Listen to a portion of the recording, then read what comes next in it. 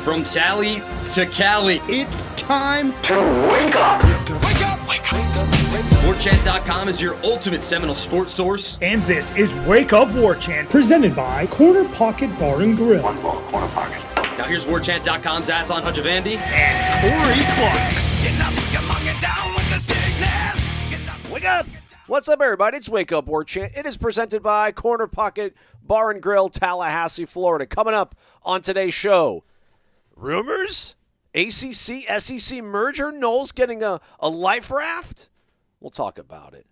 Corey Clark here, everybody. Warchant.com's Wake Up Warchant is presented, as always, by Corner Pocket Bar and Grill in Tallahassee, Florida. The weekend's on the horizon. Corey might be at Horizons later, but probably at some point in time will be at Corner Pocket Bar and Grill this weekend. Maybe. I mean, I would think, man, if I'm in town on a weekend, I'll probably, my feet will be in that establishment at some point during the weekend. And in fact, I met, oh man, I'm so bad with names. I met a couple on Wednesday at Corner Pocket that was in town because their son was going through orientation. I think his name was Kevin, but I'm probably 100% wrong. It might be Bill. I thought it was Kevin. But they were very nice. They stopped me on my way back from the bathroom and just introduced themselves. And she said that she had a bone to pick with me because every time she gets in his truck, she has to hear my voice. Oh. And I'm like, well, isn't it so soothing? The suave, soothes of Corey Clark's voice. But yeah, they were very nice people. And she was joking. So yeah, and they said they hope you feel better, buddy. When I told them about your ailment. Yeah, I got the plague. I Yeah. don't know when I got it, but I'm on the turn the corner. Hopefully next week will be, I don't want to say full go because it's still July, everybody, so like relax. But yeah, we'll at least do 3 of these in a live show, hopefully, and maybe we'll be able to break some. I don't think we are though, right? That's the only thing to talk about right now at this point. Check out all the recruiting news over at warchant.com. I think we'll have a hot board with receivers.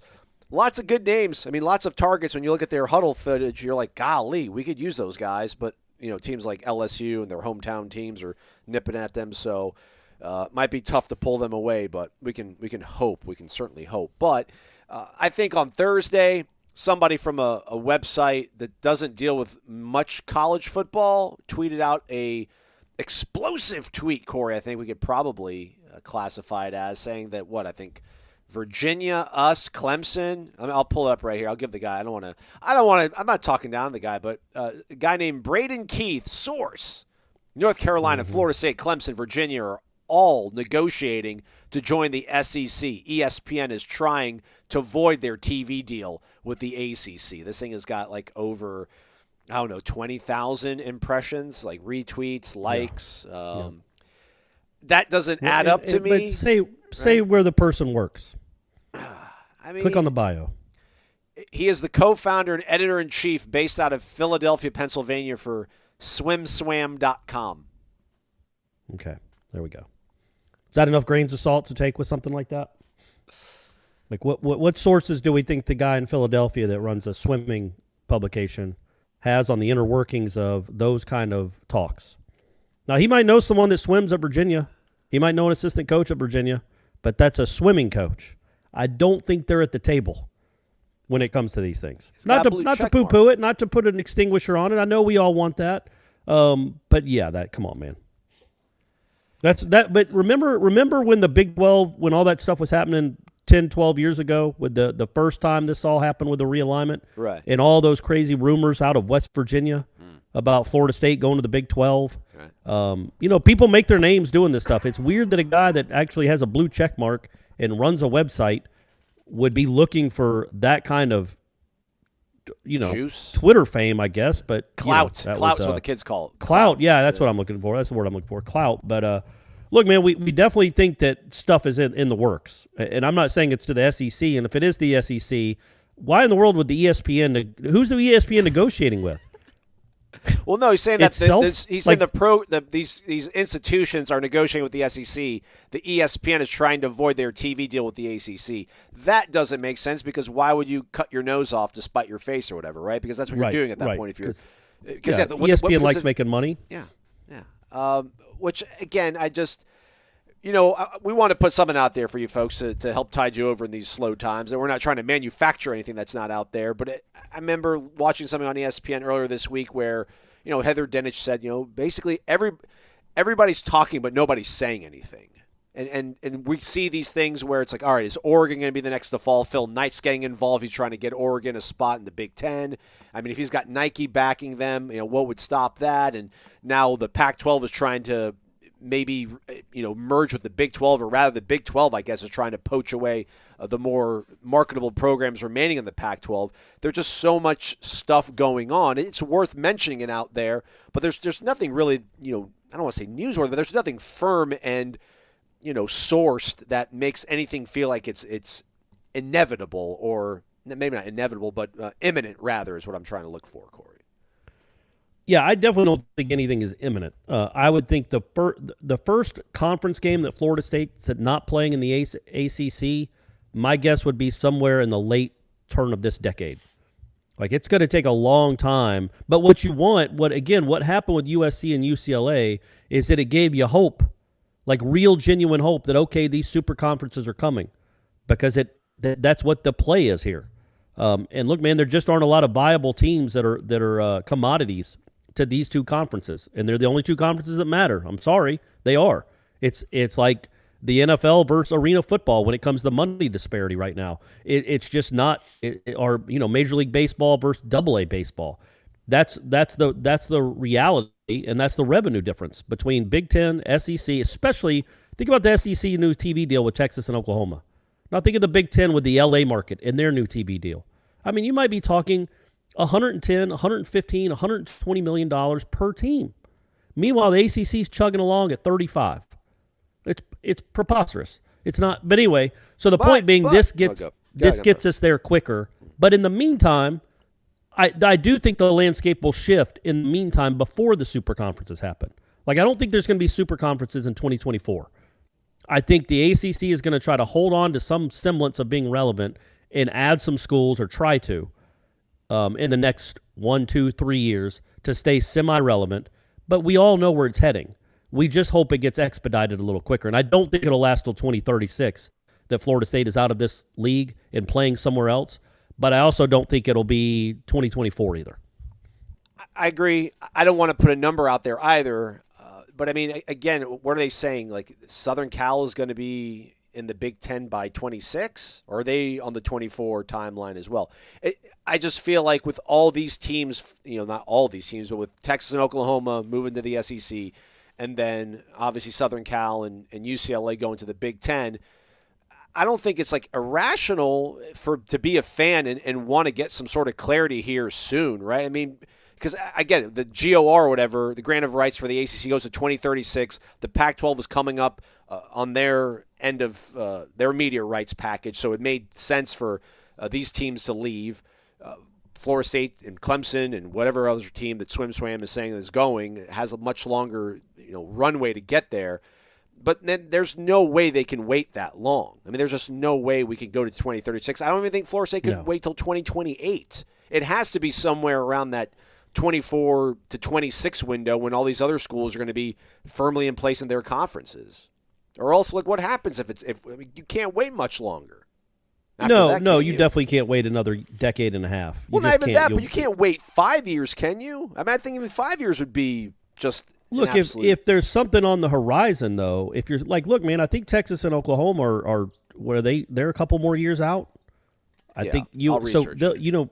I think 2025, 2026, you can, if there's something on the horizon, then yeah, man, you can grin and bear it for the next 4 or 5 years, but you can't grin and bear it for 15 years. You can't, because then you'll be irrelevant. You've got to attach yourself to one of these ships here soon. And I mean here soon as in relative to like Earth time, not to like 2 years. I mean, I'm talking about here soon being 5 years. Yeah, in the course of human history, Islan, that's a blip. Yeah. 5 years. That's what I'm doing when I say here soon. So yeah, within 4 or 5 years, you need to have direction about where you're going. Maybe it's the end of this year. Who knows? Yes. I think so. I think so, because right now, so SC and UCLA will be in the Big Ten in 2024. Texas and Oklahoma will be in place July 1st, 2025.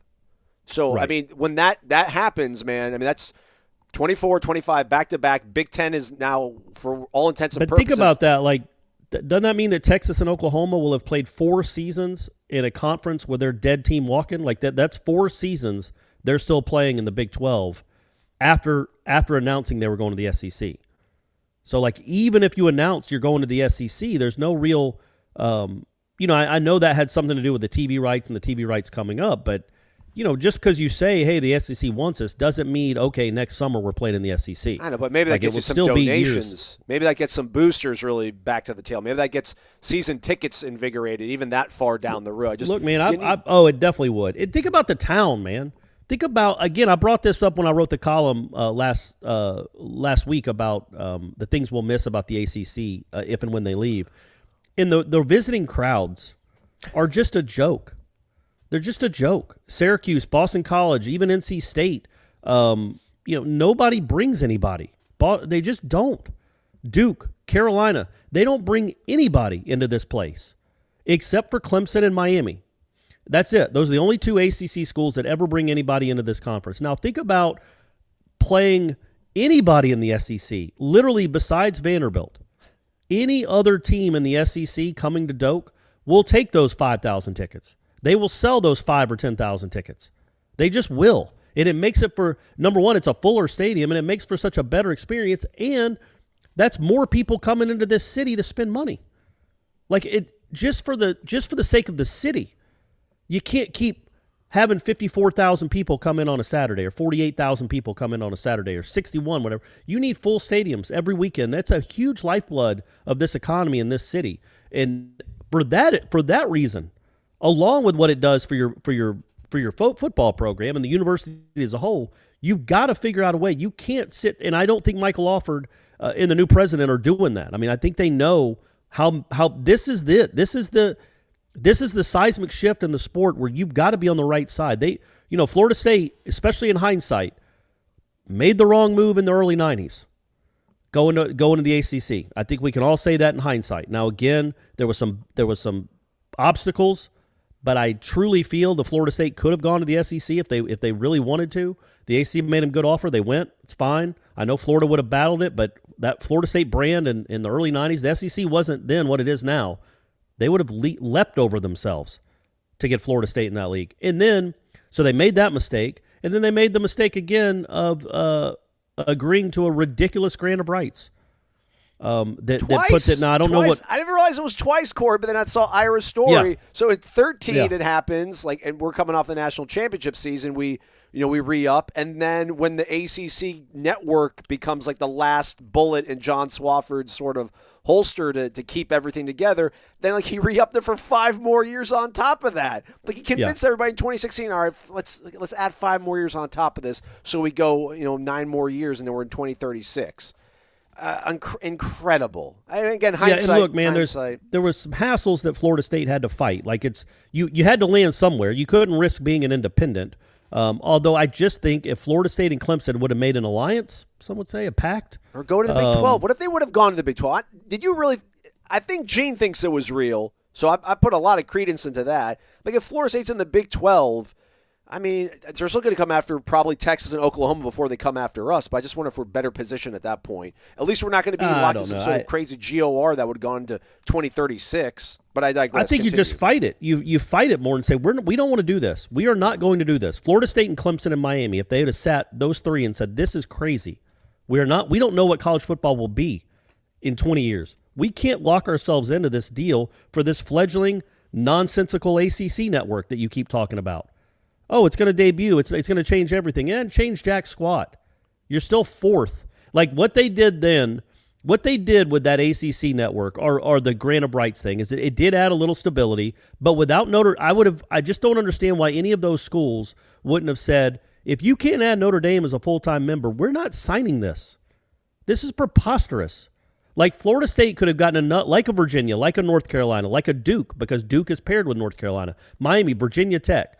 Clemson. If all those schools would have been like, if they'd have balked at it, I feel like you could have gotten some real. You would have at least stayed with 2031, the first one, and you could have renegotiated the darn thing instead of the nonsense they're locked with now. And it just feels like that nobody had any foresight at the time to understand what was coming. And maybe they should, maybe they shouldn't have. I mean, it's easy for me now in 2022 to say you should have seen that Texas and Oklahoma were going to be in the SEC someday. Right, Corey? Maryland did. I mean, that sparked all this, Maryland leaving, and then that's why they had to come to the table and keep this thing together and do that crazy grant of rights from the jumps. I mean, Maryland did. And it's like, I get it. You don't want teams invading your conference. I get it from the ACC's perspective. I don't get it from any school that has any self-worth. Thinking, yes, let's lock ourselves up to a mediocre deal that puts us third. It guarantees we're always going to be third. Like that's what the ACC was fighting for right then. Is we can't catch up with the Big Ten and the SEC because we dropped that ball a decade ago. The Big Ten somehow is in every Big Ten network is somehow in every home in Florida, but the ACC network can't even get into Tallahassee until 2021. That's fine. I shouldn't even go down that road. But that's how ridiculous the ACC network. The whole story for a decade. But you did that. You already fell behind the Big Ten in a huge way on Swofford's watch back in 2008 or 10 or whenever they came out with that Big Ten network. And then all these schools hamstrung themselves. They handcuffed themselves to this deal. And it's not just Florida State because, Florida State couldn't just fight it on its own. Like it's going to be 15-1. Well, what's Florida State going to do then? Say, no, we're not playing anymore? Where are we going to play? Now, I don't know if it had to be unanimous. I assume it had to be unanimous. But if it did have to be unanimous, Florida State could have held out and said, no, we think 2031 is too darn long. We're not re-upping another 5 years to make it 2036. But they didn't. And neither did Clemson, neither did Miami, neither did Virginia Tech. And now they are less appealing. Like imagine Florida State and Clemson on the block right now if that grant of rights ended in 2024. I mean, they would have already been snapped up. Yeah. But that grant of rights to 2036 does slow it a little bit. But at the end of the day, it's got to be something that gets taken care of. And I don't mean taken care of like it doesn't matter. You don't have to pay it. Of course you're going to have to pay it. You're going to have to figure out something to do. You're going to have to get a lot of lawyers involved. But it can't hamstring a university for the rest of time. You just can't do that. So my point being, you've already made the wrong mistakes countless times down this train. It's too expensive. We can't do it. We got to have stability. You've already done it every year. I mean, you've done it for 30 years now where you've tied yourself to the ACC. It has to stop. And it might take drastic measures, but it has to stop. You just can't keep doing this because you are going to be irrelevant. And football is all that matters when it comes to college athletics. It is probably going to break away into its own league and its own sport with a new commissioner. But if you're not if you're not at the table, it's not going to matter. And I do think Florida State will get at the table. But if you don't get at the table till 2032 or 2029, which I think, that's more realistic. But if you're not getting at the table till 2030 or somewhere in there, that's another 8 years you fall woefully behind your competitors. But that being said, right now, I think every Florida State fan on the market would be like, look, the SEC said on Friday, today, Florida State and Clemson are joining the league in 2030. So just hang tight for 8 years. But in 2030, you're joining the SEC. I think people would be, it's a long way to wait, but I think people would be excited about it, especially if it's a contract that's actually signed. Yo, you hear that? That's the sound of the hottest new club, the Zaxby's Signature Club Sandwich. It's everything you love about our original sandwich, but, clubbier. Hand-breaded chicken, bacon, and cheese, and your choice of Zax sauce or spicy Zax sauce. Try one today with fries and a drink. Only at Zaxby's. Did we turn it down now? And don't forget to listen in for the Zaxby's indescribably good Player of the Week every Monday on Wake Up Warchant. Tangential thought, and then pivot to something else. We'll keep it here in terms of conference expansion, realignment, and stuff. I do wonder if there is a point where ESPN does see the ratings of the ACC network and does realize that, maybe it's not making nearly as much money as they thought it was. And by letting some of these teams, go to another property of yours, i.e. the SEC, because now the CBS isn't even involved in it. Maybe you can then get more from cable companies, on subscriber fees for your SEC network now that you also have Florida State and Clemson added on there to compensate for whatever money you were making from this 14-team network, so it could make sense in that regard to where maybe there's got to be some sort of equation where ESPN just looks at it and like, listen, this conference, it just, we thought it could work with the SEC network model. We'll cram it down all of our partners' throats. So, hey, you have to add this onto your subscriber channel package, or else we're gonna hold Disney and ABC over your head. Maybe like, all right, fine, we can disband this, and we'll take the best of it, top it on top of SEC network. That makes it more in demand, and then we can get some more money out of that to even it all out. I don't know. It's all crazy, and again, people talking, not saying much. Two things I want to ask you, Corey, before we go. And first one is, like, I don't want to say anxiety because I don't want to be over dramatic about this, but they're just. I see more talk about what's going to happen to Oregon, what's going to happen to Washington, than I do any team. Not just only Florida State, which is obviously our main focus, but like any team in the SEC or ACC rather, unless you want to count Notre Dame. I mean, Notre Dame is the biggest sort of bargaining chip that's out there. But after Notre Dame and what they're going to do, I feel like people talk about Oregon and Washington before they even mention Florida State. And I just don't know, like, are we looking in is the mirror that we're looking in, like, making us look a little bit more svelte than we really think we are to the outside world? Like, no, I think what that is, it's when you go into an off season with the NFL or Major League Baseball more in particular, it's the free agency. And essentially, like, Freddie Freeman got talked about a lot more than, Shohei Ohtani this offseason. And it's not because he's a better player. It's because he was a free agent. And he was going to go somewhere else. And he was on the market. Right now, Florida State isn't considered necessarily on the market because of that grant of rights and because this felt like the Big Ten. It was like a call and response. Like the SEC made the first move. The Big Ten responded with this. Now the question is, okay, is the Big Ten going to keep adding? And yes, for the Big Ten's purposes, Oregon and Washington, because of that network, the TV deal being up in a year, that's why I think they're talked about more, because people know they're going to land somewhere else. The Pac-12 just essentially crumbled. It can't be what it was. It's just not going to be. The ACC, for better or worse, is kind of stable right now.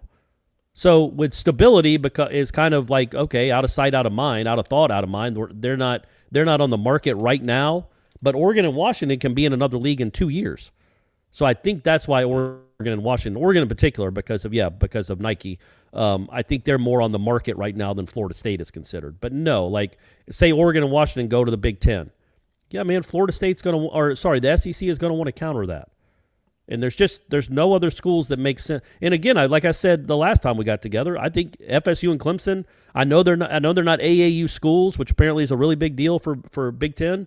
It's crazy to me. And that's like AAU affiliated schools. Florida State is trying to get there, but that's really important to the Big Ten. I think all schools in the Big Ten have that accreditation. Oh. Florida State does not, but it's trying. But I can't imagine a scenario where Florida State and Clemson are ready to join. They want to be in the Big Ten. They're itching to be in the Big Ten. And you say, no, we'd rather have Georgia Tech and Washington because of the AAU. That would be as dumb as signing a grant of rights until 2036. It's just crazy. Like Florida State and Clemson and Miami would bring huge eyeballs to the Big Ten and give it a relevance. Imagine Florida State with Big Ten money, man. All of a sudden, you're talking about a power again. You're talking about a national power, which, hey, might happen anyway. Norvell, the climb is happening, Aslan. We're here for it. We got the top 10. We've cracked the top 10 of the Warchant top 40. But imagine Florida State with Big Ten money, and Clemson too. Good grief! I mean, you're talking now on par with.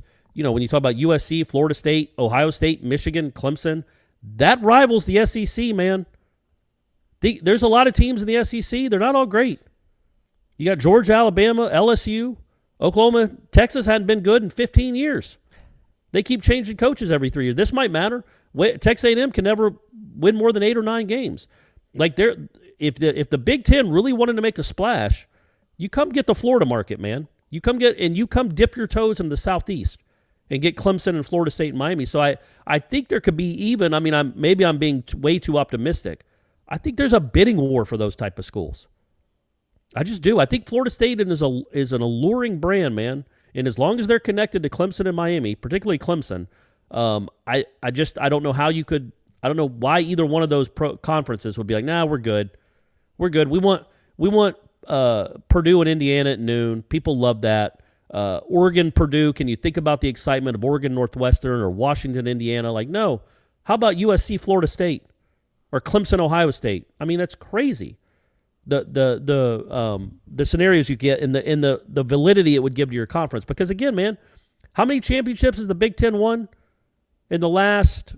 What are we at? 25 years? They've won one, right? Well, I mean, they shared one, right? Does 25 years go back to 1998? 97, the Michigan team, I guess, shared one. Right. And then they won the one in 14 with Ohio State. Correct. That's it. It's a wrap. That's all they got. So you would think if you're really trying to, you've got two heavyweights on the market that can give you instant validity. And, buddy, Florida State, with all that money and all those resources, will become a juggernaut again. And you have to have some forethought to think like that. But, hey, no AAU score. So let's go get Oregon and Washington, who have never, I guess Washington won one in 90. Sorry, and Oregon played for a couple. But, yeah, man, or Georgia Tech, who won one in 90 as well. How about that? Georgia Tech, was it? No, Washington won it in 91. Sorry, everyone. Washington shared it with Miami in 91. Georgia Tech shared it with Colorado in 90. So, yeah, I think the main thing with the Oregon thing and the Washington thing is the Pac-12 is dissolving, it seems like. They are really on shaky ground, and those two schools have to find a home, and they're appealing schools. But, I think that's why you hear more about them than Florida State and Clemson right now. All right, and then the last thing, you mentioned, imagine Florida State with Big Ten money. Fan favorite on the message boards, Tribal Council, Warchant.com, FSU 91, the professor, saying that everyone keeps focusing on television revenue. It's not the only revenue stream for a college. There's memorabilia sales or merchandise sales. There's season tickets.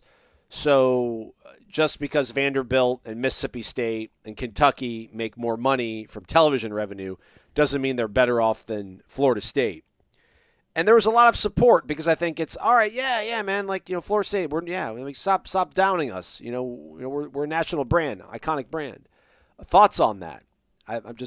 It's the biggest pillar of it. I feel like at this point, I guess it's second. Maybe it's second behind actual donations, or I think donations might be second. But it just seems like if we're talking about like a chair or a stool, man, television revenue is it. Like yeah, I guess you can make up for it a couple places. There's some, there's some crumbs out there, but yeah, I mean, you cannot get lapped the way the ACC schools are going to get lapped over the next 10 years and be like, we'll make up for it because, we sell a lot of hats and our logo's cool. No, man. Used to be cool. Yeah, there are other revenue streams for sure, but the biggest one by far is the TV money. I mean, again, those projections for the SEC's new deal, especially now with Texas and Oklahoma, what is it, 14 schools now? It's 16, I can't remember how. 16 schools? It's in the neighborhood of $2 billion a year. So you cut that up 16 ways, you're talking over $100 million per school. Florida State isn't coming close to that in TV revenue, and you can't make up $70 million with Jameis Winston jerseys. You just can't. So, I just think that's you can't. I get it, but no, the TV revenue is the big thing. That's why NFL teams can have salary caps and all be in a socialist league where they all share the money. Well, yeah, it's a lot of money, and almost a huge portion of it comes from TV revenue. A huge portion of it. Like, yeah, the Cowboys sell a lot of jerseys. They sell a lot more jerseys than the Browns or the Bengals, but they're all making the same money. They're all making that huge piece of pie is all being cut up equally. That's a horrible analogy. That's crazy. You don't cut up a piece of pie. You cut up a whole pie, Aslan. Yeah. Rhubarb. Anyway, rhubarb pie, strawberry rhubarb. So yeah, no, I look, man, no, we can say that. He can say that, and that's fine. I get it. But you can't be left behind with the TV money. You can't be $70 million on the jump behind these other schools, which is where the projections have you. $60 to $70 million, not over the span of a contract, per year. So over the course of a decade, you will make $700 million less than another school that you're quote-unquote competing with for national championships. And what that does to those other sports. what that does. That's why the SEC has all these baseball cathedrals. It's why they come and try to take your softball coach. They have the money for it. And so you just have to get on that train. And I think at the end of the day, and I've said this before, I think on this show, it's going to end up being the AFC and the NFC. It's going to end up being Big Ten, SEC, whatever they want to call themselves. That's what it will have to end up being. That's where this sport is going.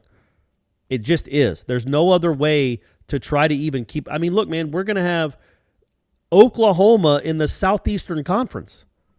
Texas is in the Southeastern Conference. So obviously regionality and geography don't matter at all anymore. So with that in mind, it's just going to be, these conferences are going to be national, and they're trying to get national, and they're trying to get all these other big schools. And you don't want to have a national sport like college football that's been so good for so long, so big in so many people's eyes for so long, us fans that grew up with it, and not have the likes of Florida State, Clemson, and Miami playing for the title. They're not at the same table as the other teams. It's preposterous. So I get that there's anxiety there, but the only concern I would have, the only concern I have about this at all, because everything I say makes sense, at least in my head, it makes sense as to like Florida State, Clemson, Miami, they all belong. Think about what they did for the sport. Think about what Florida State, Miami did for this stupid sport 35 years ago. It exploded in popularity because of Florida State, Miami. It just did.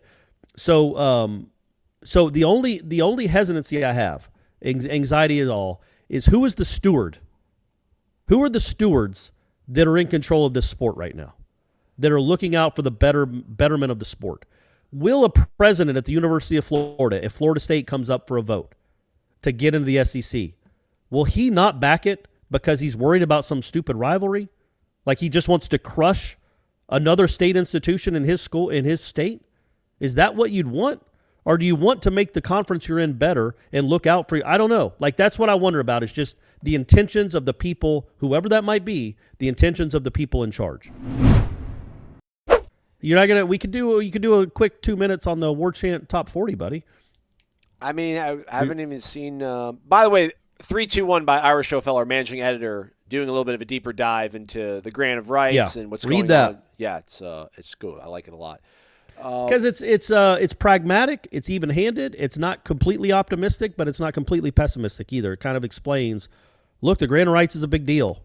You can't just say, let's make it go away. It's a big deal. You're going to owe a lot of money. The question is, who's going to pay that money? And if Florida State is worth it to the Big Ten or the SEC, well, they could help you out some. Plus, Aslan, don't you think you could maybe go to a few booster parties and raise some money if everybody there knew the money was going to paying that grant of right, paying that buyout so they could go to the SEC? Yeah. I think old Sarah Blakely might even cut a check for that. Come on now. Burt Reynolds' estate. Jameis Winston, Dion. Maybe Dion even cuts a check, man. Who knows? He's going to be planning on coaching here in the SEC anyway at Florida State, so who knows? But yeah, the Warchant Top 40 was we did the 6 through 10. And yeah, we won't give the whole thing away. You need to be a subscriber. But well, look at ours. I'm trying to pull it up here. It's my computer's going a little bit laggy. I think I've given it the plague as well. Yeah, so it is up, and Corey was kind enough to do the write-up on the players that made it. Looks like there's I had our guy Robert Cooper, had him at 5. You had him at 12, Corey. What's up with that? Yeah, we talked about that last time. I think it's just maybe more than anything the amount of snaps he'd play. Yeah. That was it. But, yeah, so my 10, I had Deloach at 10. I had Robert Scott at 9, Dylan Gibbons at 8. Who'd have thunk that, huh, Corey? Who'd have thunk That's a crazy, year ago right? that Kalen Deloach should be number 10 on anybody's preseason list? Good for him, man. Yeah. Good for him. 10, I had Trayshawn Ward. Go ahead. Yeah. Yeah, so you had Trayshawn Ward, then you had Dimitri Emmanuel. I think you had him the highest of anyone. But I like it, man. You're bullish on him. It didn't get factored into the tabulation for some reason, though, which is fine. Some slipped through the cracks, so I don't think it was it didn't actually get tabulated in there. But, yeah, I'm just going to go with the fact that he played for a year under Alex Atkins, and that probably means more than having 15 spring practices with him if you're a guy like, Bless Harris. Plus, he's versatile. He played mainly tackle, but he seems to have a guard's body, so – and again, this offense plays better. We'll be like, the offensive line probably helped out, and we'll be like, well, this guy, he's the new guy. He started all 12 games, and he graded out at 68. So that's why I got him at 9.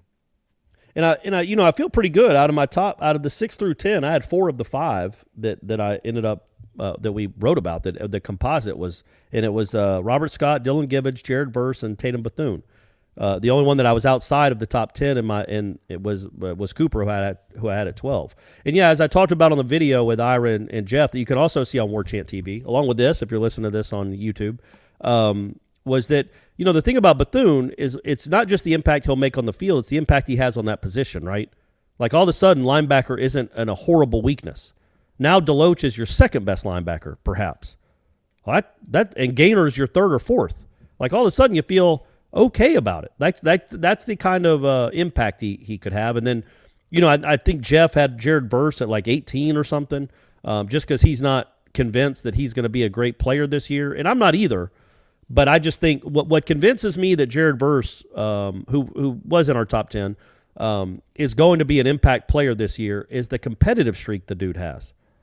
Just, you watched him at practice. Yeah. I mean, he was kind of like a Jalen Ramsey, Telvin Smith type, like the way he'd bark at the offensive players and the way he'd bark after plays. Again, he's probably not the most beloved dude on the offensive side of the ball, but that competitive spirit, you wonder like if they're going to be, I'm from Albany, it's a small school, I don't know any of these guys, maybe I'll take it easy and not really talk much or run my mouth. No, man, he was almost trying to make it his defense the very first practice.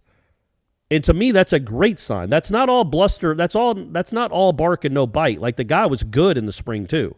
It wasn't like he just talked a lot and got run over. He was good, but the fact that he told you about it and the fact that he was so demonstrative and communicative with his teammates was really something I didn't expect. And I just think if you're that competitive, if you're not just some dude that's a freak but doesn't really love football, you actually seem to love the sport and you love talking about the sport, man, I think that's a big deal. I think that competitive streak is what turns average players into good players and good players into great players. So he's going to struggle because it's his first year in Power 5. It's not going to be Jermaine Johnson 2.0, not this year anyway, I wouldn't think, at least not the first half of this year. But that competitive streak is what gets me excited about him. All right, well said. And I got Love at 8. I was just trying to talk some so we can finish out the show. Oh, no, hey, yeah. I had Love at 8, Akeem Dent 7, which I can't believe either. I had given up on that kid, so shout out How about to that? him. Yeah, Dent Deloach, yeah. And then Bob Scott at 6, so yeah. Mocked in the first round. round. Right there. We were all so. not too many outliers, I don't think. We didn't have too many outliers. I think speaking of outliers, were you the last member of the Warchant family to get COVID? No. Because actually, you know what? I had it in January when you had it. Oh, Yeah. You've had it twice now? Yeah. Sure, man. Oh, asshole. I didn't know that. I didn't remember that you had it back then. No, I didn't say anything. I was lost in my own COVID file. No, I kept it. I kept it under wraps. I was just super lethargic, and I lost my sense of taste on like a couple things that I would usually eat. But yeah, no, this time, which I thought it was supposed to mutate and get weaker or whatever. But yeah, man, I had like a fever, chills, like bad cough, congestion. Yeah, it's not cool, but fever broke, thankfully. The thing was, man, I went back home for the 4th, and like I started feeling a little bit bad. And I'm like, man, I just want to go home, go in my own bed, later, Mom. And I got left at 9 o'clock on Monday night. And I got like 9:30, got to Tallahassee at like 1 in the morning, and my AC was broke. Yep. So at least it wasn't probably too hot, Tallahassee in July. Yeah, I think it's still like 86 degrees was my house. And yeah, like I grabbed and I offered you my couch.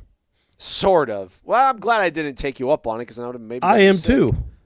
I'm quite happy about that. The next day, you're like, I actually know I have COVID, man. I'm taking a COVID test. But I mean, it's an awful couch. It's a couch I got from Tim Linnefelt. Stephanie bought it from him for $50. It's the couch he had when he was in college. It's an awful couch. Geez. I only got it because Stephanie made me get it because when we first started dating, all I had was my recliner and my big TV, and she had nowhere to sit. Oh. And you might say, Corey, why didn't she get to sit in the recliner? Come on, man. It's my throne. It's my house. So I had a computer chair that she would sit in next to me. And she got tired of that with good reason. So she bought this couch off Tim for, I think, $50. So it's what you'd expect. It's a couch that belongs in a frat house, not in a 40-something person's house. And then the bed I have is a Brady bed. So I think your feet would have been hanging off it. But you could have slept on the floor for all I care, buddy. All right. You could have slept in the bed with me. That would have been nice to have somebody to cuddle with. But hey, also Just to feel the body heat next to you. You know what I mean? It's just a different feeling. Yeah. Also, real quick, I don't know. This came out on Wednesday. I don't know if it's anything has been finalized on it. But when we were talking about Link, Jarrett coming to Florida State, and obviously that roster was filled with super seniors and everything. You did mention that there was that one lefty pitcher, and that one lefty pitcher has put his name in the portal, Jack Finley. So, Ooh, from Notre Dame, you're talking about their good one. Yes. Okay. So maybe keep an eye on that one. Yep. Don't know if anything's happened on that. But yeah, Tommy Tanks, we were talking about it for like 4 or 5 days, but apparently he went to LSU. So much for coming back Good home. for him. So much for coming back home, dude. Way to go. Way to go to LSU. That's cool. Yeah, Alex Buck Stadium. Yeah, man, they need more players. All right. Anywho. We're done. We'll be back Monday. We'll do some shows. Right, because you're not going to be I wish I could go on a political rant here about the healthcare system. I think I'm a single issue voter, Corey. I think I'm coming down to whoever's going to fix healthcare. Will you be generous enough to share the bill that you get after you get your gallbladder surgery? We are thankful and lucky enough that we are a small business that we work for. But our employer, Gene Williams, has given us the gift of healthcare, which is really cool. Yes.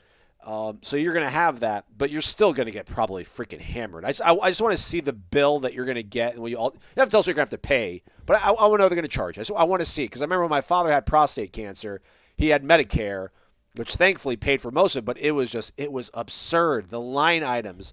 I mean, I think it was like a $50,000 procedure all told. And I think you maybe obviously only had to spend a couple $100, thankfully. But it's just like, are you kidding? And I would have picked up just regular prescriptions for cough and my sinuses. It would have been like $80. But thankfully, I have health insurance, and it was like $12.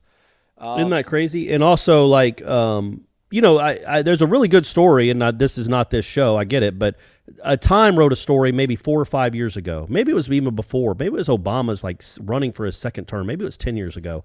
But about the healthcare system, and people always talk about the premium. What they never ask about is, why does it cost so much to get an X-ray? The machine's already bought, right? And you're not paying the X-ray technicians $400 an hour. So why does a single X-ray cost, I don't know, $300? Yeah.